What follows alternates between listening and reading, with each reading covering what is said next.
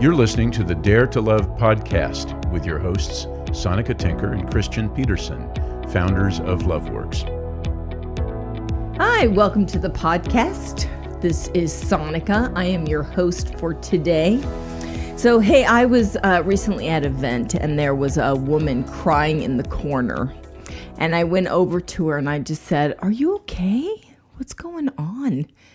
And through tears, she proceeded to tell me that she didn't know why she was still single, especially after all of the hard emotional work that she'd been engaged in over the past many months.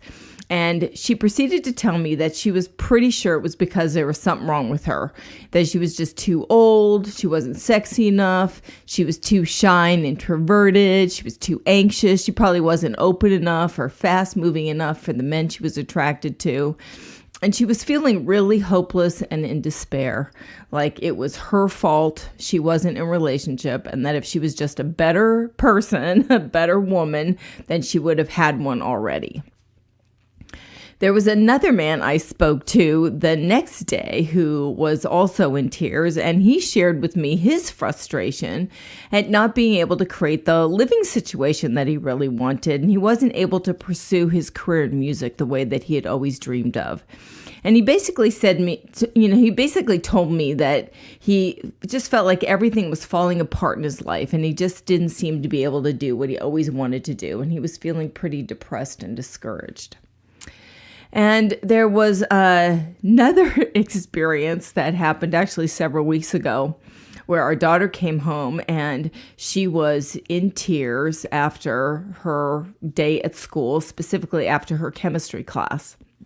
And when I probed and asked questions about what she was experiencing, what was going on, what she was feeling, she basically said that she felt really stupid, because chemistry class was just being really hard. And she felt like she had to work so much harder than some of the other kids to understand that stuff and to get good grades. And she just was feeling really stupid and inadequate. Each of those examples are of people who suffer from what I call not enough syndrome. In fact, I really believe countless numbers of people suffer from this condition. In fact, many more people suffer from this condition than don't. Not enough syndrome basically stems from the belief that, quote, "I'm not doing enough or being enough," right? Or I need something I don't have, right, in order to accept myself, to feel successful, confident, and peaceful. So it's basically the belief or the thought that I'm not doing enough, I'm not being enough, I don't have enough. And it includes thoughts like I'm not smart enough, I'm not thin enough, I'm not pretty enough, I'm not talented enough, I'm not lovable enough, I'm not wealthy enough, I'm not productive enough. Fill in the blank. We have so many beliefs floating around in our minds pointing to some belief we have about ourselves where we're not enough. Now, some people, some of us with not enough syndrome are depressed, lonely, and withdrawn, while others of us are outgoing, friendly, and are successful. But despite appearances inside, there is a shared sense among us of not measuring up to some expectation or standard that we have made up at some point of who we should be, how we should be acting, what we should be acquiring, right? And we're just not measuring up to this standard. Not enough syndrome is best fueled when we compare ourselves to other people who seem to have what we think we should have, or they're behaving or having, right, what we think we should be having, and they're behaving in ways we think we should be behaving. And I want to say, why I'm writing about this is because why I'm speaking about this and have written about this is because I too suffer periodically from not enough syndrome. I've had many thoughts cross my mind over the years, over the months, over the weeks of, I don't have enough friends. I don't have enough clients. I don't have enough time with my kids. I should weigh 10 pounds less. I don't get enough exercise. I'm getting too old. I should have more money saved in retirement. I should be able to pick up the latest line dance steps faster than I pick them up. So I too have a whole bunch of thoughts in there for where I think I'm not enough. Now, I got to say, one of the best gifts a friend of mine gave me when I think I was in my 30s, after I had just sobbed my way through telling her I wasn't enough, was she said to me this. She said, you're right. You aren't enough. And I was shocked at first. And then I thought she was joking. But when she said it again with a straight face, it's true. You aren't enough. I realized she was serious. And then she added something that really changed my life, actually. She said, so what? You're not enough. Are you going to let that stop you? The more I thought about what she said, the more I saw the truth in her initial declaration of, you're right, you're not enough. Because compared to standards and expectations, compared to experts and people more successful than I, compared to my ideal visions and goals, compared to perfection, or compared to God, I would never measure up. I would always fall short. I would never be enough. There are certain comparisons against which I will never measure up. So in that moment, and the ensuing weeks afterwards, when I began to accept that I wasn't enough and that I might never be enough, it brought with it such a sense of peace. It was like all of a sudden, instead of fighting it or trying to change it or being resigned to it, I could just let this not enough feeling, this not enough thought be there. I could just let it be there. I could even bring it along with me like an old friend, just not let it run me or limit me in any way. It could be my companion, but not the driver, it wasn't the one directing and controlling. It was just there with me. And when I started thinking about this even further, I actually started to, as I read stories about successful people, which is one of the things I have loved to do, is reading autobiographies or biographies of successful people. And one of the things that stood out for me as I have studied about other successful people is that a good bunch of them also had this thought that they weren't enough either. Right? Princess Diana didn't think she was good enough. Gandhi didn't think he was good enough. Martin Luther King didn't think he was good enough. And it's no secret that a whole host of famous people had numerous failures before their big successes. And it just makes sense that they also always didn't think they were good enough either. Albert Einstein, Walt Disney, Sir Isaac Newton, Steven Spielberg, Oprah Winfrey, just to name a few. Most human beings have been gripped by this not enough syndrome at one time or another. And when you think about it, and this is actually something that has been really useful for me to think as well, is that this not enough syndrome actually has some positive, useful benefits. When I have the thought that I'm not enough, it actually dampens down arrogance. It fosters humility. It promotes compassion. I have more compassion for other people who also feel like they aren't enough. And my sense of not being enough has actually fueled my achievements in life. It's actually inspired me to grow, to educate myself, and has spurred my success in life. So, not enough syndrome doesn't have to take us down. And I have really come to see that in my own life, and I have actually come to make peace with my not enough syndrome. I actually use its presence in my life for many positive outcomes. It has really helped me cultivate not only a deeper love and appreciation for other people, but it's helped me have more love and appreciation for myself. These thoughts where I feel like I'm not enough keeps me honest and vulnerable and humble.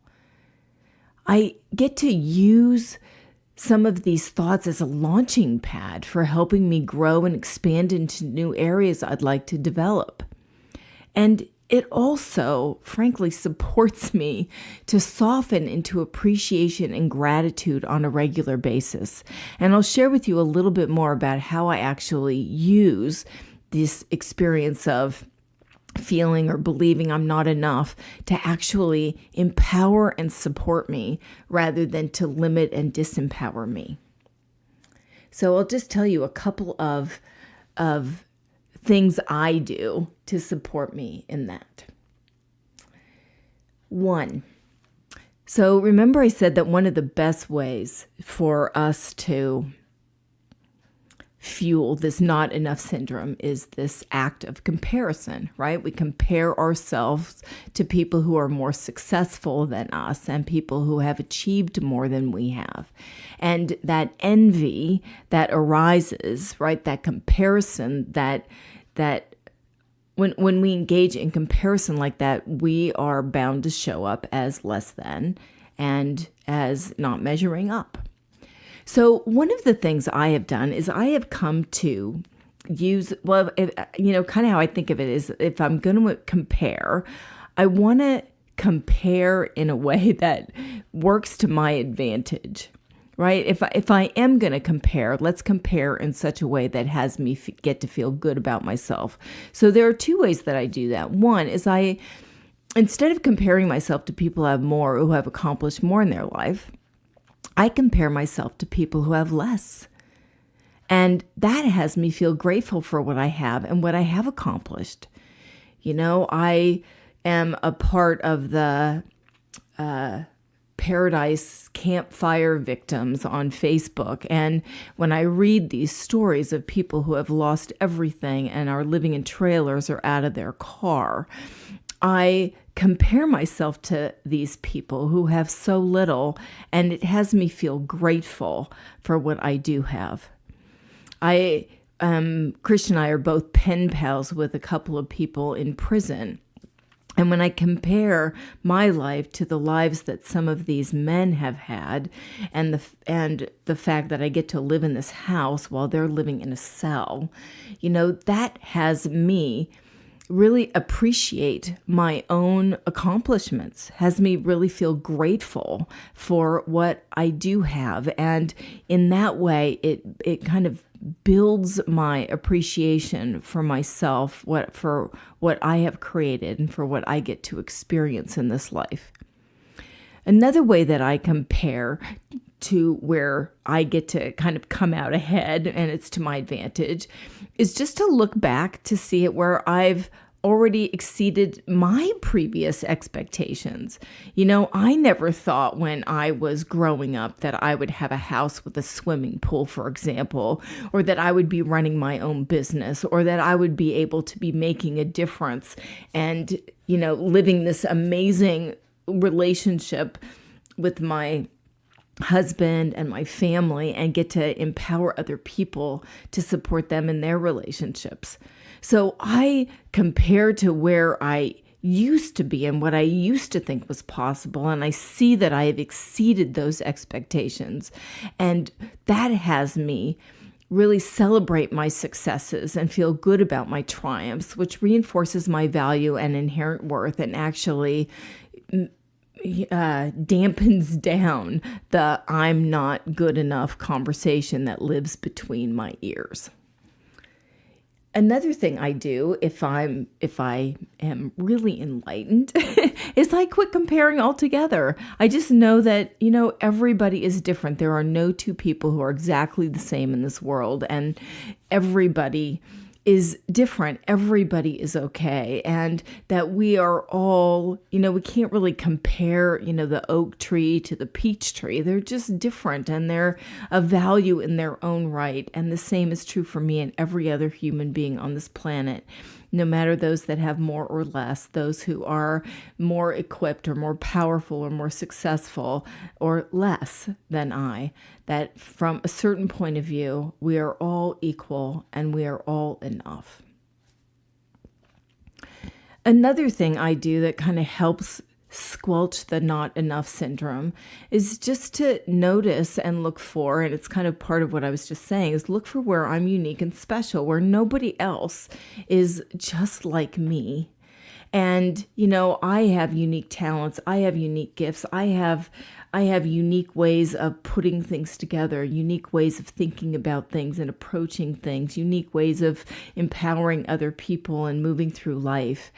And when I can just value what I bring and be able to stand in that value all by itself, that also tends to slow down, or quiet the I'm not enough conversation.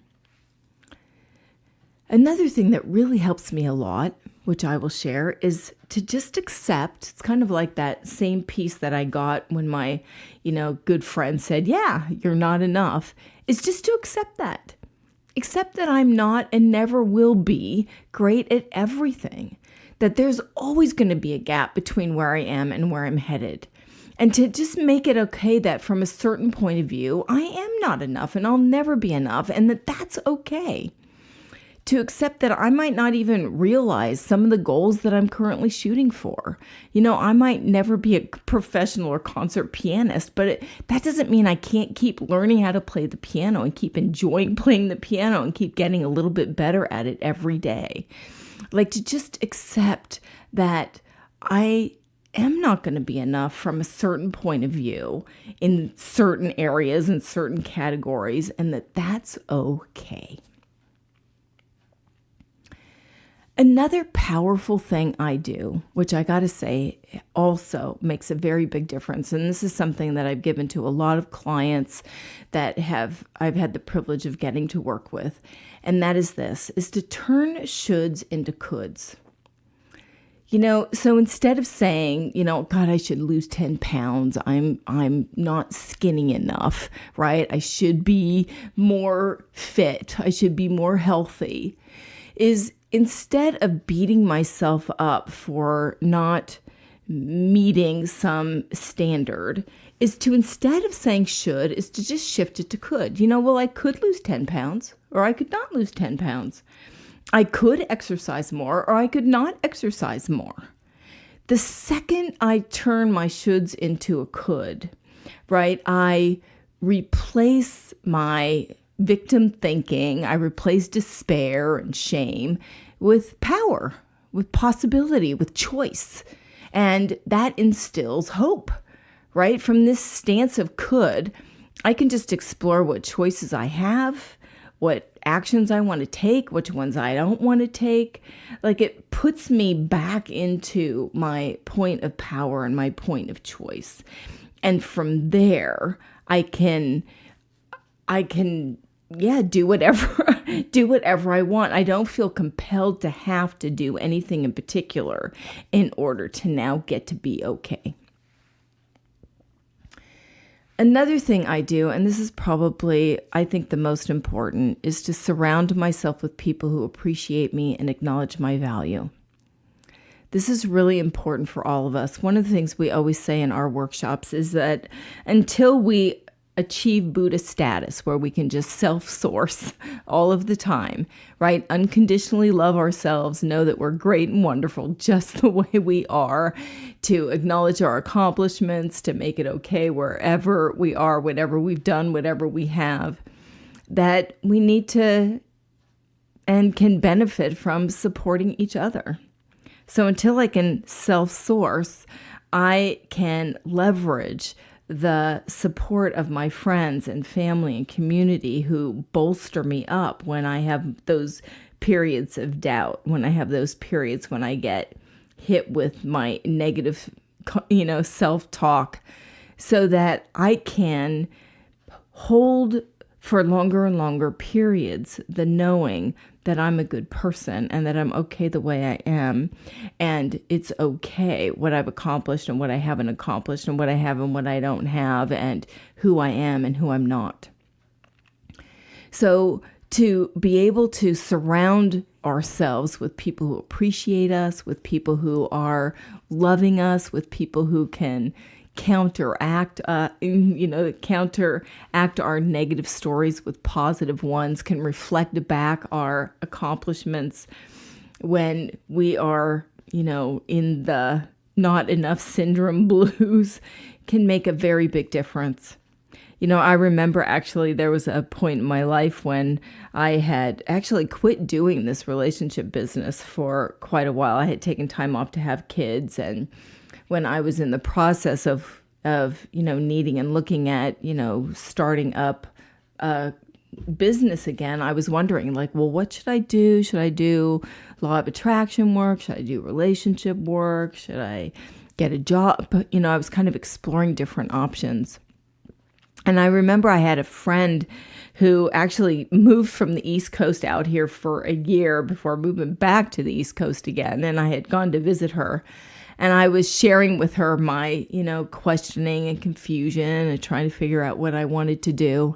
And she just looked at me and she said, "Do you not know who you are? Do you not remember how amazing you are and the power of your work and the difference you make?" And she just proceeded to reflect back to me who I had been. And that conversation completely reconnected me to my value, to my being enough to make a difference for other people again, and set the stage for me to start up this version of our business again. So bolstering ourselves up by surrounding ourselves with friends, people, family, community who are seeing and appreciating and reinforcing the good in ourselves is one of the most important things we can do. And of course, engaging in practices that support that as well. Another thing Christian and I have done at different times is write up what we call a declaration of who we are and what we're committed to and what we're about and what we're going to focus on and what we're going to make happen. And it's basically a pep talk on paper so that whenever we're overcome by doubt or fear or insecurity, we can read that out loud and kind of put ourselves back on the, I'm enough track, and empower and support us to keep living a good life and feeling good about ourselves and taking risks and stepping out and, making good things happen in life. So those are just some of the things that I do to kind of deal with my own not enough syndrome. And certainly our workshops are places where we regularly, with all of our exercises and practices, support people to counteract the not enough syndrome. So if you are a woman specifically and you suffer from not enough syndrome, I want to encourage you to join me for my upcoming women's retreat for women who want more. You can check out the link at the bottom of this podcast here.